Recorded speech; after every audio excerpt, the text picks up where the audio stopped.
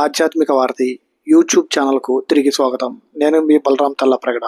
ఈరోజు భద్రాచలం క్షేత్ర మహిమ గురించి, ఆ స్థల పురాణం గురించి కొద్దిగా తెలుసుకుందాం. భద్రాచలం క్షేత్రం యొక్క మహిమ భద్ర మహర్షి తపస్సుతో ప్రారంభమవుతుంది. అందుకే ఈ పవిత్ర ప్రాంతాన్ని భద్రగిరి అని పిలుస్తారు. భద్ర మహర్షి యొక్క జన్మం గురించి తెలుసుకుందాం. మేరు పర్వతానికి మేరుదేవికి జన్మించిన కుమారుడే భద్రుడు. చిన్ననాటి నుంచే అతనికి శ్రీ మహావిష్ణువుపై అపారమైన భక్తి ఉండేది. భగవంతుడికి ప్రత్యక్షంగా దర్శించుకోవాలనే కోరికతో కఠోర తపస్సు ప్రారంభించారు.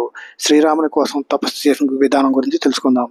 త్రేతాయుగంలో శ్రీరాముడు భూమిపై అవతరించిన సంగతి తెలుసుకున్న భద్రుడు శ్రీరాముని దర్శనం కోసం గోదావరి తీరంలో దీర్ఘకాలం తపస్సు చేశారు. వేల సంవత్సరాలు శ్రీరామనామస్మరణతో తపస్సు చేస్తూ భగవంతుడికి కృప కోసం ఎదురు చూశారు. రామావతారం ముగిసిన తర్వాత శ్రీరాముడు రావణ సంహారం చేసి అయోధ్యలో పట్టాభిషేకం పొందిన తర్వాత వైకుంఠానికి తిరిగి వెళ్ళిపోయారు. ఈ విషయం భద్రుడికి తెలియకపోవడంతో తన తపస్సును కొనసాగించారు. భద్రుని భక్తిని చూసిన శ్రీ మహావిష్ణువు ప్రత్యక్షమై వరం కోరుకోమన్నారు. ప్రభు, నేను శ్రీరామచంద్రుని రూపంలో మిమ్మల్ని దర్శించాలనుకుంటున్నాను. సీతాదేవి లక్ష్మణ స్వామితో కలిసి నాకు ప్రత్యక్షం కావాలి. భద్రుని భక్తికి మెచ్చిన శ్రీ మహావిష్ణువు శ్రీరాముని రూపంలో సీతాదేవి లక్ష్మణ స్వామితో కలిసి ప్రత్యక్షమయ్యారు. ఆ దివ్య దర్శనం చూసి భద్రుడు పరవశించిపోయాడు. భద్రుడు మరో వరం కోరుకున్నాడు. ప్రభు, మీరు ఈ పర్వతంపైనే శాశ్వతంగా నివసించి భక్తులకు దర్శనం ఇవ్వాలి అని శ్రీరాముని కోరుకోగా శ్రీరాముడు ఆ వరాన్ని అనుగ్రహించి భద్రగిరిపైనే కొలువుదీరాడు. భద్రాచలంకి ఆ పేరు ఎలా వచ్చింది? భద్ర మహర్షి తపస్సు చేసిన కొండ కావడం వలన దీనికి భద్రగిరి అనే పేరు వచ్చింది. కాలక్రమేణా ఈ ప్రాంతం భద్రాచలంగా ప్రసిద్ధి చెందింది. భద్రాచల శ్రీ సీతారామచంద్ర స్వామి వారి ఆలయ చరిత్రలో దక్కమ్మ గారి పాత్ర అత్యంత విశిష్టమైనది. ఆమె భక్తి వల్లే భద్రాద్రిపై శ్రీరాముని విగ్రహాలు వెలుగులోకి వచ్చాయని పురాణాలు చెబుతున్నాయి. అసలు ఈ దమ్మక్క ఎవరు? ఈ దమ్మక్క ఒక గిరిజన భక్తురాలు. ఆమె భద్రాచలం పరిసర ప్రాంతాల్లో అటవీ ప్రాంతంలో నివసించేవారు. చిన్ననాటి నుంచి ఆమెకు శ్రీరామునిపై అపారమైన భక్తి ఉండేది. రోజు రామ రామ అని జపం చేస్తూ కాలం గడిపేది. దివ్య స్వప్నం ఒక రాత్రి దమ్మక్కకు వచ్చింది. ఆ స్వప్నంలో శ్రీరాముడు స్వప్నం ఇలా అన్నారు: భద్రగిరిపై నేను సీతాలక్ష్మణతో కలిసి ఒక పుట్టలో దాగి ఉన్నాను. మమ్మల్ని వెలికి తీసి పూజించు. ఆ స్వప్నం చూసిన దమ్మక్క మరుసటి రోజు భద్రగిరికి వెళ్ళింది. విగ్రహాల ఆవిష్కరణకు దమ్మక్క కొండపై వెతుకుతూ ఉండగా ఒక పెద్ద పుట్ట కనిపించింది. స్వప్నంలో చెప్పిన ప్రదేశం భావించి ఆ పుట్టను తొలగించింది. అక్కడ శ్రీ సీతారామ లక్ష్మణ స్వయంభూ విగ్రహాలు దర్శనమిచ్చాయి. ఆ దివ్య దర్శనం చూసి దమ్మక్క ఆనంద బాష్పాలు కార్చింది. వెంటనే ఆ ప్రాంతాన్ని శుభ్రపరిచి చిన్న పందిరి నిర్మించి నిత్య పూజలు ప్రారంభించింది. దమ్మక్క ప్రతిరోజు అడవిలో లభించే పండ్లు, తేనె, పూలతో స్వామివారిని పూజించేది. ఆమె భక్తి ఎంతో గొప్పది. ఎలాంటి వైభవం లేకపోయినా ఆమె హృదయపూర్వకంగా శ్రీరాముడికి సేవ చేసి ఆనందంగా ఉండేది. కాలక్రమేణా దమ్మక్క ద్వారా వెలుగులోకి వచ్చిన ఈ క్షేత్రం గురించి వార్తలు వ్యాపించాయి. తర్వాత కంచర్ల గోపన్న అంటే భక్త రామదాసు ఈ క్షేత్ర మహిమ తెలుసుకుని భద్రాచలానికి వచ్చారు. ఈ స్వామివారి కృపతో అద్భుతమైన ఆలయాన్ని నిర్మించి భద్రాచలాన్ని ప్రపంచ ప్రసిద్ధి పుణ్యక్షేత్రంగా తీర్చిదిద్దారు. దమ్మక్క యొక్క మహిమ.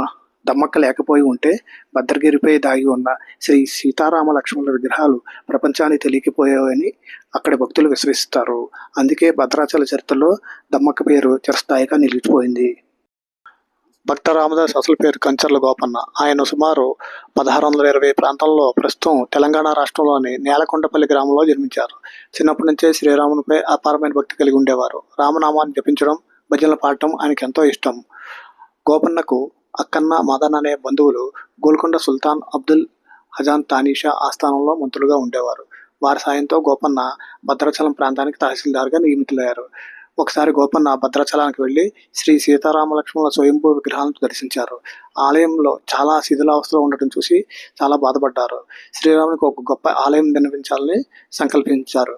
భక్తుల నుండి వచ్చిన విరాళాలు సరిపోకపోవడంతో ప్రభుత్వ ఖజానాకు చెందిన సుమారు 6 లక్షల వరహాలను ఆలయానికి నిర్మాణానికి ఉపయోగించారు. అద్భుతమైన గోపురాలు, ప్రాకారాలు, ఆభరణాలతో ఆలయాన్ని నిర్మించారు.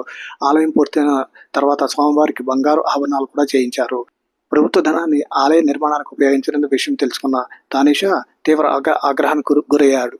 గోపన్నను అరెస్ట్ చేసి గోల్కొండ కోటలోని కారాగారంలో బంధించాడు. గోపన్న సుమారు 12 సంవత్సరాలు జైల్లో కఠినమైన శిక్ష అనుభవించారు. అయినప్పటికీ శ్రీరామునిపై విశ్వాసం కోల్పోలేదు. జైల్లోనే అనేక కీర్తనలు రచించారు. ఒకరోజు అర్ధరాత్రి సమయంలో ఇద్దరు అందమైన యువకులు రాజభవనానికి వచ్చారు. వారు తమను రామోజీ లక్ష్మోజీ అని పరిచయం చేసుకుని తానిషాకు ఆ 6 లక్షల వరహాలను చెల్లించారు. ఆ బంగారు నాణాలపై శ్రీరాముని ముద్ర ఉండటం చూసి తానిషా ఆశ్చర్యపోయాడు. వారు సాధారణ మనుషులు కాదని గ్రహించాడు. మరుసటి రోజు తానిషా జైలుకి వెళ్ళి గోపన్నను విడుదల చేశారు. రాత్రి వచ్చిన వారు స్వయంగా శ్రీరాముడు లక్ష్మణుడు అని తెలుసుకుని భక్తితో నమస్కరించాడు. అప్పటి నుంచి గోపన్నను భక్త రామదాసుగా పిలవడం ప్రారంభమైంది. విడుదలైన తర్వాత రామదాస్ తన జీవితం అంతా భద్రాచలంలో శ్రీరామ సేవలో గడిపారు. భక్తి, సంగీతం, కీర్తనల ద్వారా లక్షలాది మందిని శ్రీరామ మార్గంలో నడిపించారు. భక్త రామదాసు నిర్మించిన భద్రాచల శ్రీ సీతారామచంద్ర స్వామి ఆలయం నేడు కోట్లాది మంది భక్తులను ఆధ్యాత్మిక కేంద్రంగా వెలుగొందుతోంది. ఆయన కీర్తనలు మరియు భక్తి చరిత్ర తెలుగు భక్తి సాహిత్యంలో చిరస్థాయిగా నిలిపోయాయి. జై శ్రీరామ్.